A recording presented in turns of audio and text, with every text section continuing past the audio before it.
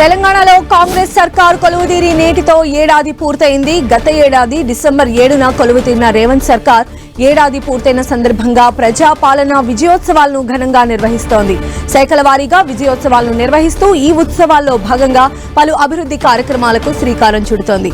ఇప్పటికే విద్య, ఆరోగ్య, పురపాలక, అటవీ శాఖ, మహిళాభివృద్ధి, విద్యుత్, హోంశాఖ ఉత్సవాలు పూర్తయ్యాయి.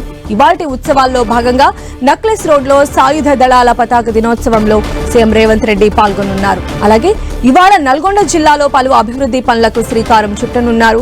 దీంతో పాటు యాదాద్రి పవర్ ప్లాంట్లో విద్యుత్ ఉత్పత్తిని ప్రారంభించనున్నారు. ఆ తర్వాత నల్గొండలో మెడికల్ కాలేజీని ప్రారంభించనున్నారు సీఎం.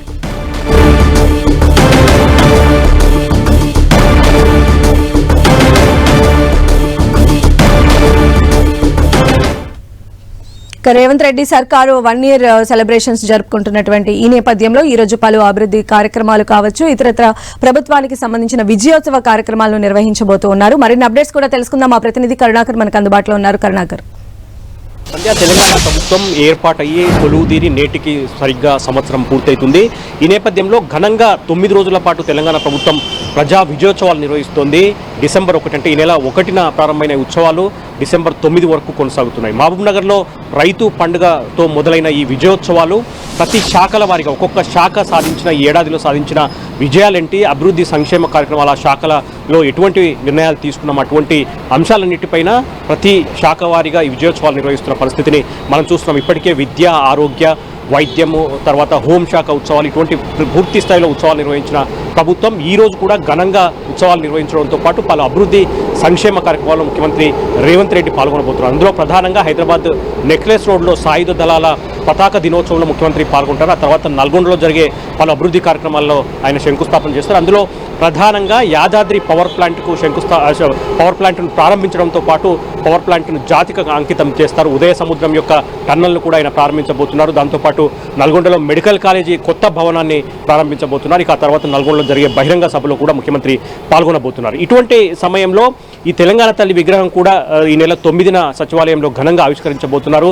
కాబట్టి ఈ ప్రజా విజయోత్సవాలకు ప్రధాన ప్రతిపక్ష నేత బీఆర్ఎస్ అధినేత కేసీఆర్ను కూడా ఆహ్వానించాలని ప్రభుత్వం నిర్ణయించింది. ఈ మధ్యాహ్నం 2 గంటలకు మంత్రి పొన్నం ప్రభాకర్ ఫామ్ హౌస్కి వెళ్లి కేసీఆర్ను కలుస్తారు.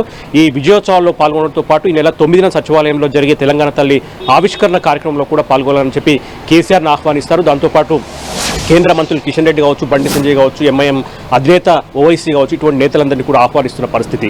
ఇటువంటి సమయంలో బీఆర్ఎస్ అధినేత కేసీఆర్ ఏ మేరకు ఈ ఉత్సవాల్లో పాల్గొంటారు, తెలంగాణ తల్లి ఆవిష్కరణకు ఆయన హాజరవుతారన్నది కొంత రాజకీయ వర్గాల్లో ఉత్కంఠ నెలకొన్న పరిస్థితిని మనం చూస్తున్నాం. సంధ్య, అయితే తెలంగాణ తల్లి విగ్రహ ఆవిష్కరణకు సంబంధించి ప్రతిపక్షాలకు కూడా పెద్దపీట వేస్తూ, అంటే 2nd year లో రేవంత్ సర్కార్ ఇంకా ఎలాంటి అంశాలలో మరింత దూకుడుగా ముందుకు వెళ్లేటువంటి అవకాశం కనిపిస్తోంది ఇప్పుడున్న లీడ్స్ ని చూస్తుంటే?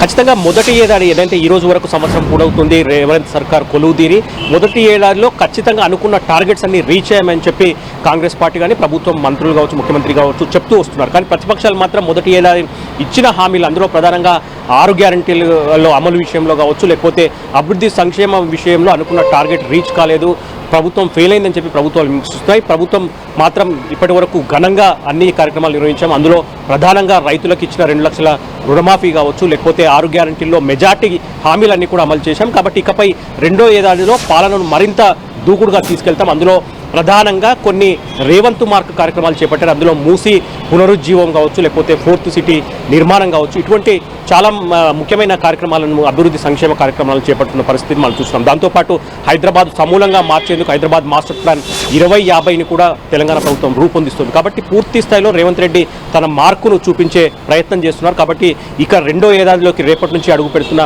తెలంగాణ కాంగ్రెస్ ప్రభుత్వం తన మార్కును చూపించే విధంగా అభివృద్ధి సంక్షేమ కార్యక్రమాల్లో ప్రత్యేక దూకుడు కనబరిచే అవకాశం కనిపిస్తుంది. సంధ్య.